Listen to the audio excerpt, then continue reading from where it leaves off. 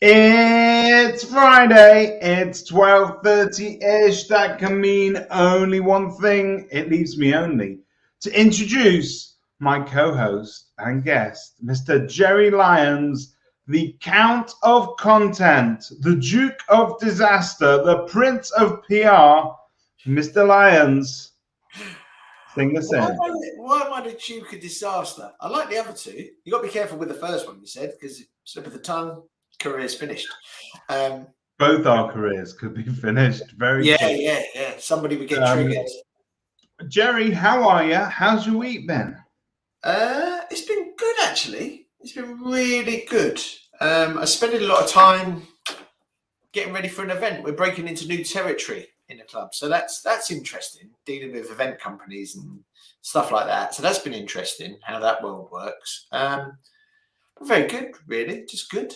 Excellent. Okay, well, we're going to play a little game I like to call Beat the Bot, because you have told me what you'd like to do today, and what you actually said was you wanted to generate some ideas that any estate agent can use to drive footfall into their offices using proven community-based techniques. And I thought it might be quite fun to ask the same question to the chatbot AI, see what that comes up with, and compare it against a real life Jerry Lyons. So Metal Mickey versus real life Jerry. Cool. Did you break it down into quarters like I broke it down into? I've not done any real work on it at all, to be totally honest. Yeah. But I'm going to hand over to you, Jerry. Hit us with your first ideas. Right. Tell us where we are. Give us the premise. Sure. So this is where it came from. And thanks for springing the Chat GPT test on me. Wow, blue.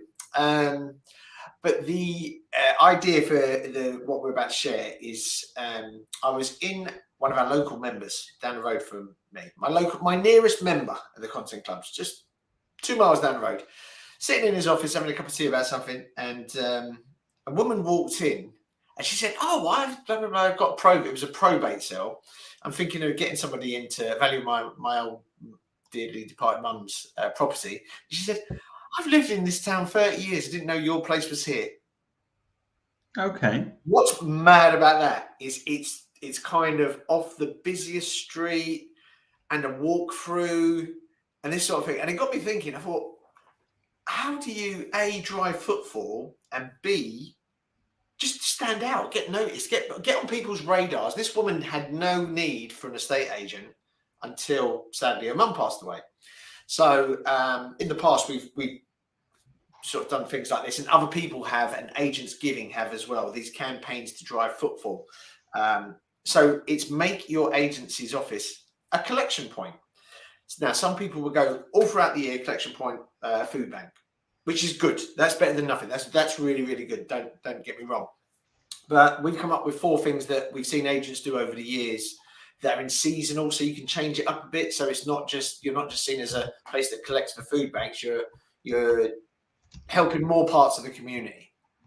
So do you want me to go through them? Are you going to ask your little friend the robot? I would like you to shoot first. You tell us what you've got, and then I'll compare it to the robot. Okay, cool. So in spring, you could work with your local food bank, obviously, to promote what they're doing, because I know some donations are seasonal. So they have seasonal trends. And if you speak with your local food bank to work out which ones are which, you can get hyper-targeted donations, hopefully, to your office. In summer, and this is an idea that links in with the wonderful Stephen Brown's idea about, like markers for schools, because schools are so underfunded. Public schools are anyway, that's weird, isn't it? Public means the private schools, does it? Yeah, we're a bit messed up in this country. Private is public and public is private. Should we just say schools? Schools, yeah. Non-posh. Markers and stationery. Now, I don't know about you, but in my office, I should really do it. And if one of my local agents were collecting, it would ease my conscience to get rid of the 101 markers that I've got kicking about here. So that's a way you can do it in the You summer. know what you? Oh, I've got an idea now. So in the summer as well, you've got kids that are off school, haven't you? So Yeah. if people are using your point, you as a place where they can effectively dump old stationery as well. But that's stuff that keeps kids occupied during the holidays if they've got some resources, a bit of artwork or whatever it is that they need to do. So you could actually prepare branded holiday packs for anyone that comes in, for any kids. I mean, that would be good. That would also be good. It would be good, but then environmentally, are you just adding more stuff to the world? What's that? Oh, the bot says that's very good. Okay, thank you, Mr. Bot. Right. Jerry didn't like it. I don't, because the bot hasn't factored in the environmental aspect of that. Where if we've got enough stuff, why would we brand up more stuff and put it out there? I think this way, and like I said, Stephen Brown's got doing some wonderful work around that. So check out his, I think it's called Markers for School. Very worthwhile for agents to have a look at. And then in autumn, and I thought about this one, and I know it happened in winter, and it was a last minute appeal by someone. And I thought it's better to do this next one in autumn, because you get ahead of the curve, the seasonal curve. And that's collect coats and warm clothing for work with a homeless charity to collect warm clothing and clothes. And I've even seen blankets being requested. So if you did that in autumn, I think you're just preparing and you're getting ahead of the curve a bit. But consult your local homeless charity about that. Agents Giving do some great work around that. I think they have a day in particular where they say drop stuff off. I think theirs is in the winter, but I still think it's relevant if you could do it in the autumn. You get ahead of the curve, because that frees up in winter the wonderful Richard James estate agents. Did you see their Christmas appeal? No, go on. Tell us about it. It was fantastic, David. It was like, put it this way, they did a picture and it was like one of their mates had raided Hamleys. It was full of toys in the office. It was brilliant. It was absolutely brilliant. So you could do a Christmas toy appeal, and I know many agents do. I think it's a wonderful thing. And I think I'm often surprised how good people are. They are good. And Christmas, okay, so however good you feel that people are, they turn it up a notch at Christmas time. So you just get that kind of, the Grinches all become a little bit more goodwilly, and we want to give to people, we want to help people. And I think it really, toy appeals, that message of kids that would be going without, finally receiving something on Christmas Day or whatever. Who does that not resonate with? Bring me one person that doesn't like that idea, and I'll show you. The only thing that I know that wouldn't have empathy for that is ChatGPT, your mate. Okay. So can I just say as well, I did a little post about this earlier this week, and Jeremy Tyler Estates, Billericay, good agent. They've got a place. They've got like a bookshelf in a bookcase, in their office, and they encourage a book swap. And I've got to be honest, he posted me a picture of it. There were some very good books there. I'd go in and have a swap of their books. What's he called? Is that Tyler Estates? I'm sure it's Billericay, it's Essex. Okay. Yeah, very, very good idea. And like I said, there's Agents Giving do a lot of good work around this sort of thing as well, to give them their shout out. And it's a great way of making people in your area that might have lived there for 30 years, didn't know you were there, just gets you on their radar potentially. Gives you something to post positive community content about. And you could slip some really educational titles into that book swap as well. You could influence the local thinking a little bit by stimulating some good ideas. No, you could imagine Vicky Beaveris slipping in a library of self-improvement or something in there. That'd be amazing, wouldn't it? What's your favourite book? Just going off tangent. In the whole world ever? Whole world ever of history of David Mintz reading books. Oh, it's a tough one because I've got a couple, but I think I very much like a book called Catch-22 by Joseph Heller. It's a classic. It's a bit crazy, and it takes, it's one of those kind of books. But a close second will be something like The Great Gatsby by You're a reader of the classics. This is why. Well, you're talking to. I am a English literature graduate. That's what I did at university. Wow. So that's intelligence. This man. So that's kind of where I am. I ended up doing this instead. What else are you going to do with a degree in English literature except for write complete fiction about people's houses and how wonderful they are? Just to say, about the fiction about people's houses. Yeah. I've always thought this, and I don't know whether people do it, but I'm always interested to know why agents don't ask that question and promote it enough in their property listings of what made the person buy the house. Do you know what I mean? Because what made me buy my house is probably what's going to make somebody else buy my house. Yeah. Over the years, I've seen some great little personal touches to vendors' details, and in fact, one of our main competitors in this patch, they led that with what the vendor says, and it can be anything about how nice the street is, or the reason they fell in love with the house, or the fact that all three of their kids went to the same comprehensive round the corner, and that was a 3-minute walk. All of those things resonate with people. So yeah, hats off to them. That was definitely something that I think stood out on details. I mean, there are things that people don't want to see on details, and I would say it's anything other than just the measurements. They want to see some room sizes and perhaps just that personalization, and that's it. No one else is paying attention to me. Back in the day, I used to describe your radiators, your windows, the windowsills, what kind of window it was. There was a picture window, there's that window, a half light, a quarter light, you name it. We had to do it, and I don't think anybody's interested in reading that, Charles. This is where we have why we have video tours as well now. Much better. Right, come on then, hit me up with ChatGPT. So ChatGPT, we put him up against Mr. Jerry Lyons, and we asked him for 10 ideas that an estate agent could use to drive footfall to their offices. And to be honest with you, Jerry, I mean, we discussed this before. The bot is no replacement for Jerry Lyons. I mean, clearly. Or people. Let's think of the. Oh no!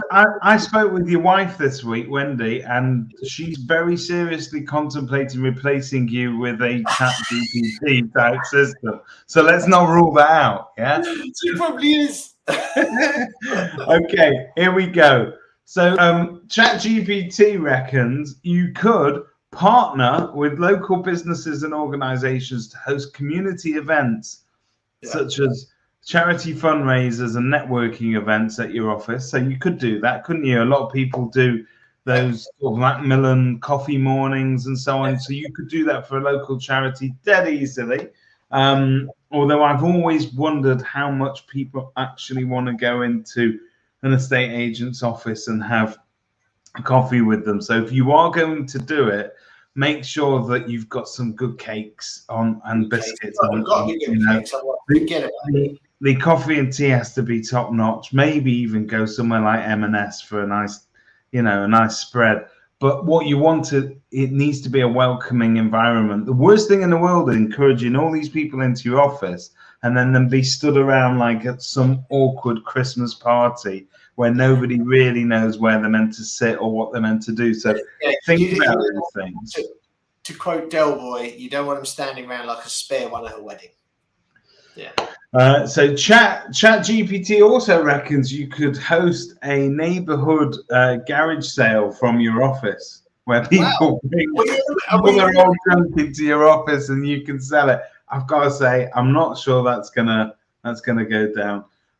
You could create a referral program that rewards current clients for referring friends and family to agency, but to be honest with you, again, you could do that anyway. I don't think it's got anything to do with footfall. So ChatGPT is not doing too well so far. Sorry. You could offer free home staging consultations to homeowners looking to sell their property. Again, that'll involve you going out to their property, not the other way around. But home staging, we need to do one on home staging because that is quite It's quite interesting. You could host a first-time home buyer seminar to educate potential buyers. I like those ideas because, Now like, you can do that anyway, couldn't you? With a lot of people do it with investors. They have investor evenings and so on. So you could segment your kind of local market into different sort of types of buyers. The trouble with just that is that's very, very niche. First-time buyers, first-time sellers, that sort of stuff. But I do like, and it's been out there for years, the landlord's information evenings. I like that. You could collaborate with local schools. This is the best thing about ChatGPT. It works in a world with an unlimited budget, and you could offer scholarships for graduating students who are planning to buy their first home. How novel would that be? I'm not sure you're going to end up doing that. But the other ideas it has is participating in local charity events, networking with other estate agents at your office. So invite other agents in, and then invite the public in to come and meet their local agents. What do you think? Because you're an estate agent of long standing and experience. Yeah. What do you think would happen if that? Do you think could that ever happen? Local estate agents, obviously, like the likes of the Bulldog. Okay, brothers, I don't know if any other local agents will ever watch this. Local to me, so yeah. Over the years, I have on one particular occasion ended up in a bitter battle with a local agent, but it's fair to say that generally speaking, get along with most people. Yeah. I do think that if you can get on with your other local competition, and you can actually sort of socialize with them or share ideas with them, it will be one of the most refreshing and rewarding conversations that you ever have. And I appreciate there's a million reasons why that's not always going to be possible. And I appreciate as well that sharing involves letting your guard down sometimes, because you have to give in order to receive sometimes in those relationships. And sometimes you feel that, well, I'll be giving all my trade secrets, but everything that you think is a trade secret, let's face it, we can work out what it is. Yeah. But the thing about, I think, these networks and groups, especially when they're area exclusive or limited, is that you can find out stuff a lot quicker. You don't have to find it out from experience. You can just ask, I've got this problem, and 2, 10, 20 people can go, this is how you solve it. This is how we've solved it. It's that hive mind, and that's probably what you've got going on your secret WhatsApp group that no one talks about, right? What group are you talking about? Exactly. I was just testing you. Very clever. But it is good if you can have any kind of group, any kind of mastermind group. If you can have, I would encourage people to try and build bridges with their local competition. And whereas you should stay on your toes, it doesn't make sense for you to be so opposed to one another that you don't share, because I think you can all benefit your local communities much better by teaming up. But you're going to go away a better person from that. I promise you. You know, I'm big on community, right? Massive. I can't see that working with estate agents, in my experience. They're just too territorially, and like some of the best ones will take no notice of what their rivals are doing. Some of the real best, I've asked them the question, do you know what your local competitors are doing? No chance. Not unless it lands. They don't actively. So back in the bad old days, when you know the agents aren't allowed to formally link up with one another and say, look, this is what we're all going to be charging. Yeah, of course. That's the Monopolies Act, isn't it? What's it called? It's called, they call it a cartel. Yeah? Yeah. I call it whatever, a benchmarking exercise. But back in the bad old days, I'm talking about many, many years ago, there used to be discussions amongst competing agents where they would sit down and mostly the only thing they could ever agree upon is that we won't work for less than that amount of money or whatever it'll be. But it was mostly a bit of it was a boasting exercise, wasn't it? So everybody turned up and And so you would ask people how business is, and everybody would go, "Oh yeah, business is great. Yeah, it's amazing." Because you would never admit that you were struggling in any way. You didn't want to admit weakness to crying inside, I believe is the phrase you might be looking for. Crying inside. That's it. But David, I'm on a bit of a time prohibition thing today. I'm willing to let you go early. You've delivered so much value in those 20 short minutes that we've had you for. All I'm going to ask you, Jerry, is what are you doing this weekend? Yeah. So what am I doing this weekend? I'm actually going down to meet my local football team because I'm going to volunteer 3 hours a week to help them get their PR and business sponsorship packages up. Because I think is that Seaford? That's Seaford Town. Seaford Town Football Club. Yeah, Seaford Town Football Club. And then Sunday is taking Charlotte to football, and we've got to go and buy a new bathroom. Yeah. Jerry Lyons is the ultimate Ted Lasso. Yeah, I love Ted Lasso. Oh my God, do you watch Ted Lasso? It's the best. So on your recommendation, I caught up with it all, and it's really nice, isn't it? It's just like a very inspirational. It's nice. It's the kind of thing you can watch with your mum. Exactly, but you know what? In this world where we're all splitting and we're all against each other, Ted Lasso. I love Ted Lasso. Be a bit more Ted this weekend. And is that your one takeaway that you want to leave the agents with, that there should be more Ted, or have you got just do something for your community positive.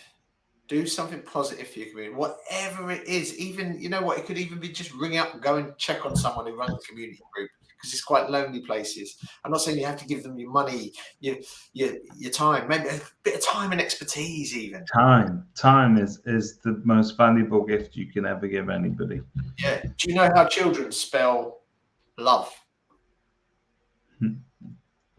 Tell us, Jerry. Tine. Tom McGee told me that.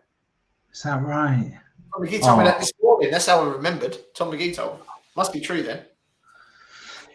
I don't know. I never see Tom. He never puts in the time. And on that wonderful note, I'm going to let you all have a wonderful weekend. We'll see you again next week.